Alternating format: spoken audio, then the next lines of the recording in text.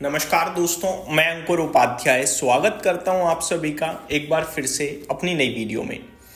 दोस्तों, गोल्ड और सिल्वर के प्राइजेस में धनतेरस के बाद से जो गिरावट चल रही है वो लगातार ही चलती जा रही है। अब रुकने थमने का नाम ले ही नहीं रही है ये गिरावट। और जो एक फोमो बना था सिल्वर में, क्योंकि एक एक दिन में 15,000 8,000 की तेजी हम सभी ने देखी, वो कहीं ना कहीं अब निवेशकों को ट्रैप करते हुए दिखी है। एक्चुअली में मैंने उस समय भी आप सभी के साथ कहा था कि ये जो तेजी है, ये गैप है, ये बबल है, क्योंकि जो कुछ अभी हो रहा है ये सस्टेन नहीं करेगा और वही होते हुए दिख रहा है। लेकिन अभी करंट सिचुएशन में जो ये गिरावट चल रही है, अभी भी मैं देखूं तो गोल्ड करीब 1.5% समथिंग नीचे है, सिल्वर में भी करीब करीब 2% की गिरावट है। 1,44,000 पे पहुंच गया है सिल्वर, और वहीं गोल्ड की बात करें तो 1,21,600 की आपको भाव देखने को मिल रहा है इस समय। एंड ईटीएफ्स की बात करें तो काफी सारे ईटीएफ्स में एक सीवियर डिप देखने को मिली है। जैसे कि अगर मैं बात करूं आप सभी के साथ आदित्य बिरला के सिल्वर ईटीएफ की बात करूं तो 14 अक्टूबर को 185 का हाई लगाया, वहां से 22% नीचे खड़ा है ये ईटीएफ आप सभी के लिए। आगे मैं अगर आप सभी के साथ नेक्स्ट ईटीएफ के बारे में बात करूं तो आईसीआईसीआई प्रूडेंशियल का ईटीएफ 188 का हाई लगाया इसने 14 अक्टूबर को, अभी 144 है, 22.5% नीचे है। तो कोई भी ईटीएफ उठा लो, सभी सेम ट्रेड करेंगे, बस कंपनियां अलग अलग होंगी। तो ये 14 अक्टूबर से अभी में 22-23% की एक बड़ी गिरावट, वो भी सिल्वर जैसे कमोडिटी में। तो मतलब फिर तो कुछ भी सेफ नहीं बचा ना। अब हम सिल्वर और गोल्ड को as a safe haven buying समझते हैं। एक्चुअली में सेफ हेवन बाइंग हम समझते हैं तो उसके सामने हम रिटर्न्स की एक्सपेक्टेशंस भी ये रखते हैं, बिल्कुल नॉर्मल। हुआ क्या? Exceptional returns. मैं आपको वापस से फ्लैशबैक में लेके जाना चाहूंगा 1 अक्टूबर के आसपास। 1 अक्टूबर को जब गोल्ड करीब 1,05,000 1,04,000 था, और सिल्वर में भी अराउंड 1,20,25,000 की भाव था, 30,000 ज्यादा से ज्यादा था, 25,000 के करीब था। तो हमारी एक्सपेक्टेशंस थी कि धनतेरस तक गोल्ड 1,20,000 पहुंचेगा और सिल्वर करीब 1,40 1,45 पहुंचेगा।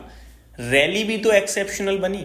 और फिर वो जो खबर आई कि सिल्वर खत्म हो गई है, सिल्वर है ही नहीं, फिजिकल लेवल पे अवेलेबल ही नहीं है, उसमें जो फिर बबल क्रिएट हुआ वो 2 दिन कि लंदन से, न्यूयॉर्क से लंदन मंगाई जा रहा है, वो भी उन चॉपर्स में जो गोल्ड के लिए रिजर्व रखे जाते हैं, एक्सपेंस बढ़ रहा है।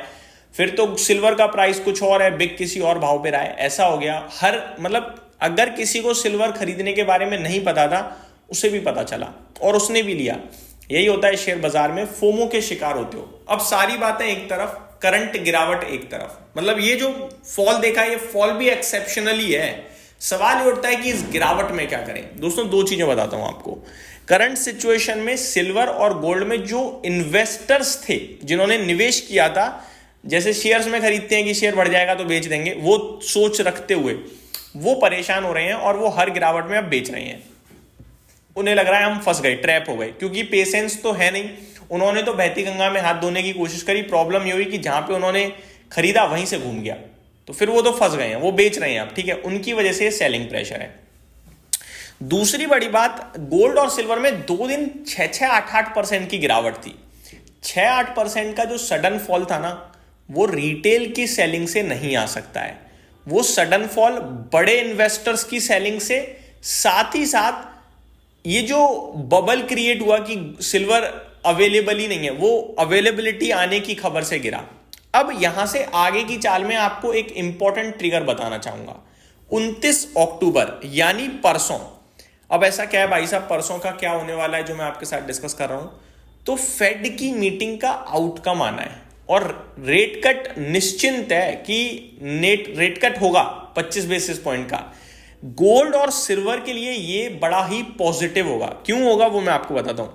देखो, जो बैंक्स होती है ना, सेंट्रल बैंक्स वगैरह, उन्हें सेफ बाइंग करनी होती है, और जितने भी बहुत बड़े लेवल पे जो फंड को मैनेज करते हैं, उन्हें भी सेफ बाइंग करनी होती है अपने किसी ना किसी थोड़े बहुत फंड की डाइवर्सिफिकेशन के लिए। एफडी वगैरह को वो प्रेफर नहीं करते क्योंकि पैसा बहुत कम मिलता है।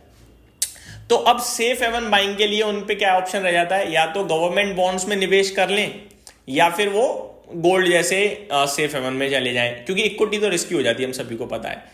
अब गवर्नमेंट बॉन्ड्स की बात करूं तो जैसे ही रेट कट आएगा वो सस्ते हो जाएंगे। जैसा कि मैंने आपको बताया, जब यूएस में इन्फ्लेशन डेटा आया, जैसे ही इन्फ्लेशन डेटा आया, उनकी ट्रेजरी यील्ड सस्ती हो गई क्योंकि रेट कट की उम्मीद आ गई। अब जैसे ही रेट कट आएगा तो ट्रेजरी यील्ड्स तो ऑलरेडी सस्ती हुई है, शायद थोड़ी बहुत और हो जाए, जिसकी वजह से फिर उनको ट्रेजरी यील्ड से कोई रिटर्न ही नहीं मिलने वाला, तो फिर वो दूसरा सेफ हेवन बाइंग डेट तलाशेंगे जो कि गोल्ड या सिल्वर बन सकता है, जिसकी वजह से मुझे लगता है वहां एक ट्रिगर बन सकता है तेजी का। अब अगर गोल्ड और सिल्वर की तेजी असली में यहीं समाप्त हो चुकी होगी तो वो उस ट्रिगर पे भी नहीं चलेंगे, ये सबसे इंपॉर्टेंट समझना है। अगर इनकी रैली खत्म हो चुकी होगी ना तो परसों जब रेट कट की अनाउंसमेंट होगी तब भी गोल्ड और सिल्वर बाउंस बैक नहीं करेंगे, और अगर करेंगे तो टिकेगी नहीं वो तेजी। अगर बाउंस बैक आया और तेजी टिकी, दैट मींस तेजी कंटिन्यू है, ये जो कुछ हो रहा है ये प्राइस करेक्शन है।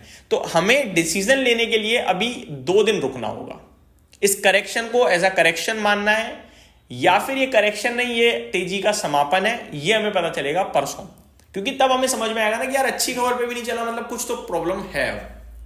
तो सिंपल है, क्रिस्टल क्लियर है। बाकी मेरा मानना है कि गोल्ड और सिल्वर दोनों सेटल होने ही वाले हैं जल्दी, ऑलरेडी करेक्शन अच्छी खासी हो गई है, ये ऐसा नहीं है कि खत्म हो रहे हैं, डैमेज हो जाएंगे, बिल्कुल स्मॉल कैप कंपनी है नहीं, वो एक्सेप्शनल तेजी जो थी वो एक्सेप्शनल गिरावट में बदल चुकी है और अब न्यूट्रल होना चाहिए। थोड़ा बहुत और, मैंने 2 दिन पहले भी आपके साथ डिस्कस किया था कि थोड़ा बहुत और रह गया है, वो और हो जाएगा, उसके बाद कहीं ना कहीं सेटलमेंट आएगा आपके लिए। तो ये मेरी तरफ से आपके लिए अपडेट थी, उम्मीद करता हूँ डिटेल्स पसंद आई होंगी। Thank you so much for watching this video, have a great day guys.